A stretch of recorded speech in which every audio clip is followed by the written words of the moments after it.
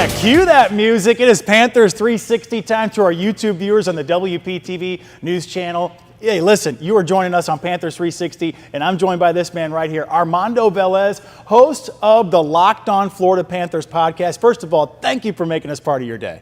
Absolutely. Grateful to be here, Mike. Thank you to everybody who is watching on YouTube and on the local Scripps affiliates here. Yeah. Grateful to be here. FIU grad. Yes, sir. From West Kendall, Florida, coming to you for this show. Right in Florida Panthers territory, and you have been in it. Listen, if you haven't checked out Armando's content on Locked On Florida Panthers, you need to. It's consistent, it's accurate, and it's almost daily, at least every other day or every other day on the off season. But hey, right now we are talking the beginning of the season and getting so excited because we've been talking about just perhaps when the Panthers are going to start in August, back in July. But here we are, opening week. And we need to know about the core of the team, how important that is to keep together. We saw the offseason signings, but listen, there hasn't been a three-peat since the New York Islanders back in the 80s. So keeping a core group together, the last 3 years specifically, let's just start with the cup runs. Let's take a look at who is still on that team and who has been for the 3 years. Of course, you have the captain. Our forwards, you could see Barkov, Bennett, Reinhart, Kachuk, Verhaeghe, Ekblad, Forsling, Bobrovsky. Listen, can't forget about the head coach either, Paul Maurice. So how important to you, Armando, and to our viewers to hear right now, and you can comment on our WPTV News YouTube channel, how important is it to have that core group as the season grinds on? It's extremely important when you think of just the amount of it's all about filling the void as well from the locker room perspective. On the ice, you can't necessarily replace Alexander Barkov on what he does. A three-time Selke Trophy winner, the guy who has been the heart and soul of this team, has been around through the dark times with the Florida Panthers. But the guys who have who are with this team for the Panthers, I mean, you're talking about guys who are going to have to step up on the ice. Now it's the second line guys who are stepping up on the first line. Sam Bennett's going to be the 1C. Anton Lundell goes from the 2C to the 3. So that is going to be the continuity is extremely important. And I know that the CBA has changed for the NHL as far as like signing, going from 8-year deals to now 6 to 7 coming next year.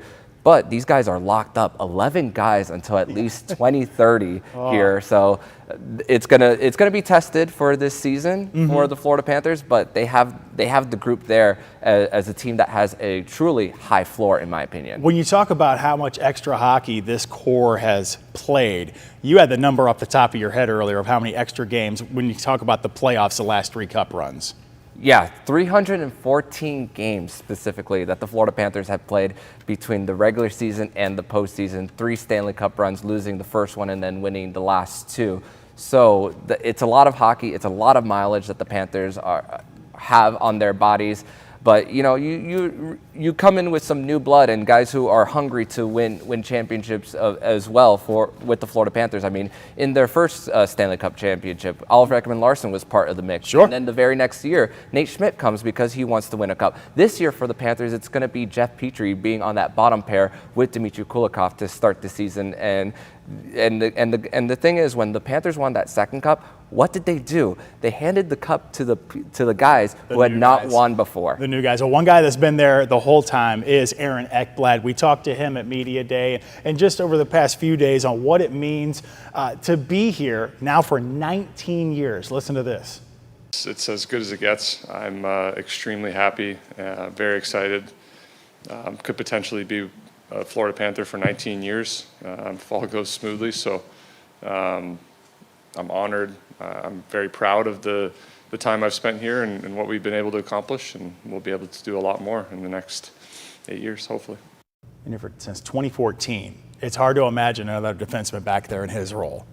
Yeah, and to think that he took less to stay with the Florida Panthers as well, going from a $7.5 million AAV to 6.1 for the next 8 years for the Florida Panthers. And the percentage of cap that the Panthers will be taking with the re-signings of Bennett, Marchand, and Ekblad is actually lower going into this year than it was this year. And Sam Bennett also got a raise with that. So, and Aaron Ekblad was also part of also came to the team as the ownership change was going into the mix He's with seen it Vinny all. Viola Yeah. family here. So he's seen everything with the Florida Panthers, the downs and now the ups. I think when it's all said and done and he has many years left to play, you might see his number in the rafters. Nobody wearing that after he retires. But we got to keep it to the opening week here because we're going to see a lot of great hockey.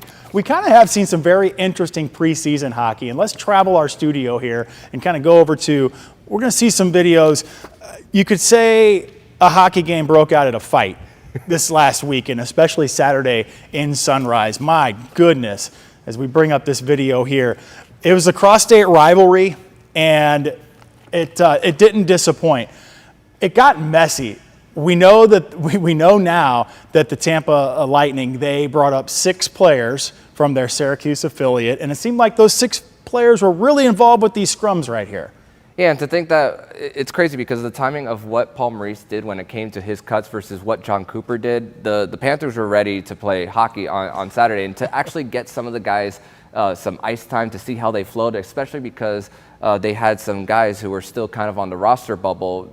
I mean, with the injuries, it creates opportunities for guys, but there was no flow to the game. There was you couldn't. Look at everybody. this. Look at this action right here. This is. You saw Greer in one, in a game prior to the last one, and then it just kept escalating. They couldn't get through. I mean, seemingly a minute of hockey without a penalty or a fight. Yeah, and you saw at least like 6 people for the Tampa Bay Lightning in the box at one time, 3 skaters on the bench towards the end of Saturday night's game. I mean, for me personally, I'm just glad that the preseason come next season will be down from 6 to 4. Yeah. And who knows how the Panthers will approach the preseason next year when it comes to them facing the Tampa Bay Lightning. Maybe it's like also a lesson learned of like what lineups to put for if you're Paul Maurice and company. It's true, because those were a lot of our starters out there. Speaking of the head coach, we heard from Paul Maurice after this mess. Let's hear what he had to say about preparing for the season and the preseason being over. Don't worry about it. Training camp's over. Some good games. They got like Sergey was real good. Roddy got 3. That's awesome. Uvis Bolinskas played forward and defense. Nobody's complaining about ice time by the end of it, so it's over. Okay, so he's just saying, look, it served its purpose. Pretty much preseason served its purpose. But one of those purposes is you kind of find a star perhaps in the mix or someone on the rise that could contribute and maybe work its way into a line. Jack Studnicka kind of had himself a really good preseason here. We're seeing his highlights right here. He'll score this goal right there, looking good. He actually had 4 goals in the preseason, 5 points. He has been waived, though. Kind of talk us through that and what we hope to perhaps claim him on waivers. Yeah, and Jack Studnicka being on waivers, we'll find out later today at 2 p.m. whether he does get claimed for the Florida Panthers or whether he will be sent to Charlotte, their AHL affiliate. But the emphasis for Bill Zito, that what he spoke about even before the first Stanley Cup run, is putting more emphasis on the Charlotte Checkers affiliate, and they actually made a run to the Calder Cup final, eventually coming up short against the Abbotsford Canucks, which a great season by Jordy Kinnear and company for the Charlotte Checkers there. And the fact that it's going to be hopefully a lot stronger, and the fact is the Panthers, even in this season coming up for them, they're going to have some new blood for guys who are going to be part of the mix in Jack Devine, Grayson Sachin, Hunter St. Martin, as guys who the Panthers are going to be relying upon in the future years on the cheap as these contracts for the Panthers are. Yeah, he looks smooth. I mean, right in front, getting in the mud right there, as Coach likes to say, right there in front of the net. He wasn't afraid to do it. So, listen, it's a long season. Perhaps we could see Studnicka, come back to the big team if Charlotte does, in fact, is the destination for him after waivers are cleared. So let's go back over here to our set, our beautiful Panthers 360 set. You like it, folks? We like it. You like what we did with the place? Have a nice little, brown hue here, Panthers colors. We are talking about now, since the scrums, everything we saw in the preseason. Okay, teams are going to be gunning for us. Let's just put it. We have a road trip upcoming. We'll talk about on Panthers 360. But during media day, it's always fun to hear during the first week who players think, hey, who's going to score the first goal or who's going to be the most in the penalty box. We saw enough of the penalty box in the preseason, but interesting to see who were the team leaders in not only goal scoring, but penalty box minutes last season. I believe we have that graphic to show exactly how many. Okay, so these are the scoring leaders, all right? And there was a lot of Marchand, maybe Rhino, all over the place for the goal scoring leaders. You know, last year it was Reinhardt with 39 goals. We return all of these guys. I mean, obviously injuries included. But when it came to penalty minutes, Armando, let's take a look at this one, because there was one guy right at the top, almost lapping the competition.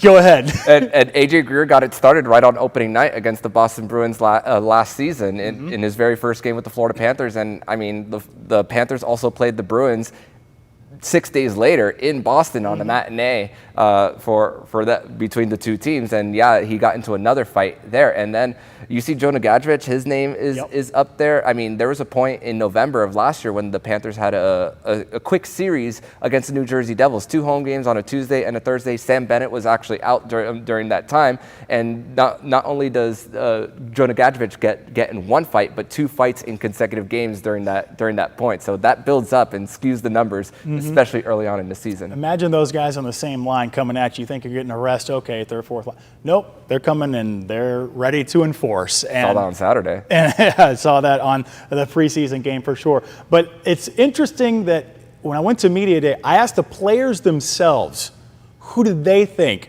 would be the first in the penalty box? Not just the first game, but the whole first week. Listen to what they had to say. We talked about who's going to get the first goal potentially, if we're guessing. Who's the first one in the penalty box? That's a good question too. I mean, I said Marshy for the goal, so I'll stick with Marshy for the first penalty too. First one in the penalty box is probably maybe Gadji or Greer. Is he in a fight to start? AJ Greer. That's you're not the first person to say that.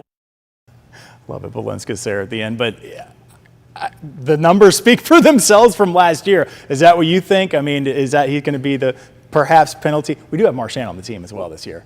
Wouldn't be surprised, but the thing for the Florida Panthers schedule is the fact that neither of the teams that they're facing in their first homestand of the season are rival teams. You got Chicago, Philadelphia, and I mean, you do have the Ottawa Senators. The battles between the Panthers and the Senators do get a little rough, but there's no Tkachuk versus Tkachuk factor that will be this time around, as Matthew Tkachuk is expected to be out at least until December. But just the history between those two teams. I mean, there was one game between these two teams that the referee for that game, Garrett Rank, said everybody on the ice gets a 10-minute misconduct. So that they have a little bit of history of bad blood, post-whistle scrums, but you just never know what's going to happen. So AJ Greer is actually a good bet, or him and Jonah Gadrich. But don't count out Luke Cunnin, newly acquired Panthers. Listen, I saw him fighting and scrapping these preseason games. I'm like, okay, he fits in.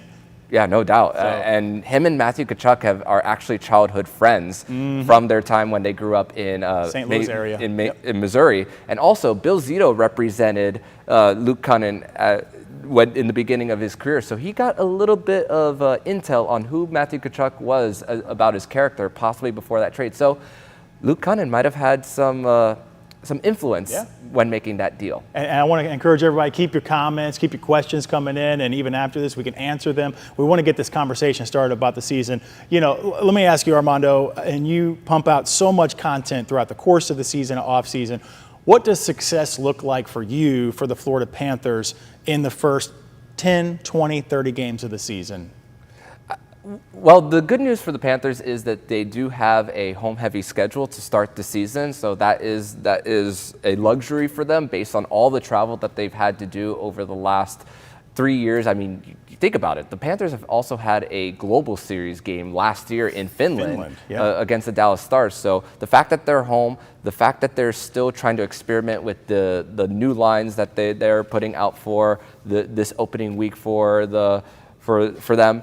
I think if you're hovering at least a little bit over a point per game, 500 NHL 500, you're looking at a Panthers team to at least hold the fort right before Matthew Tkachuk comes back. I think the current landscape of South Florida sports. Listen, we love our Finns, but everybody's happy to see the back-to-back champs get back on the ice. Chance at history, potential three-peat. I love the new blood Kuna coming in. it's almost like Mr. Zito has the eye for those type of players. It's like, okay, you'll come here and succeed. And Coach Paul Maurice will say, you can make mistakes, it's okay. Just follow the plan of what we do and you'll be all right. That's the great thing about it, and also the players keeping themselves accountable with one another. I mean, Nate Schmidt, even last year when there was a play during the preseason, they talked to him saying, hey, we don't do that here. So that's also the thing, that it's such a player-ran locker room for the Panthers there. So it's been something that has been going on for a while. And even before Paul Maurice took the job, he said that the one thing that stood out about the Panthers is their love for each other as people. So that's the great thing. And we saw that even in the preseason game on Saturday when they took on the Tampa Bay Lightning. Yeah, well, you bring up it's a player locker room. Getting back to that core, our first point, we want you to comment, ask some questions, we'll answer them. But listen, we've got some good content right here. We're going to leave it up to you, the viewer of Panthers 360, to kind of keep this moving on our YouTube channel. Listen, WPTV's all in for the Florida Panthers. Remember, join me every Monday afternoon, just like you did right now, 12:15 on our WPTV YouTube channel. Myself and different analysts, just like Armando here, break down trends, how the team's doing, some X's and O's as well. We want to hear your thoughts, questions, and comments. As soon as we sign off, you'll be able to watch this full interview on the WPTV News YouTube page. We could talk all day, Armando, but I got to let you go. You're a busy man. You got to make more content for the Locked On Florida Panthers podcast. You can listen to him on YouTube and any other way you get your podcast. I want to thank you so much. Big handshake, my friend, for coming in, making time. This is Panthers 360. Want you to have a great rest of your day and enjoy opening week. Let's go, Cats!